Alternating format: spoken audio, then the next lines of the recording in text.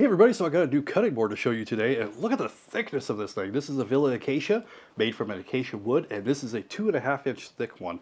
Now this one was sent over to me to review, but I absolutely love this cutting board. I have been using this one now for a little over a week. I used it again last night, I just haven't actually filmed with it. As you can see, they do got the logo here in the front. Nice and thick board. This thing is pretty heavy. It's got a couple handles here on the side. You also do have a juice well, so you don't have to worry about your juices flying everywhere. Now maintaining this, of course, you could wash it with soapy water. I do. And then afterwards, you're going to want to oil it. They say to oil it at least once a month. I oil it every time I wash it. I just don't use a heavy oiling, just enough to coat it. And you could use any mineral oil. Use one that's food safe.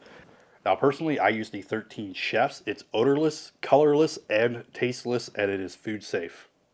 Now this will work for your cutting boards, your butcher blocks, it'll even work for your wood furniture. So you could use this for other things around your house too, not just for your cutting board. Anyway, if you want a really thick, really heavy, really solid, beautiful cutting board, definitely consider the Villa Acacia. I think this is one of the prettiest ones I've used.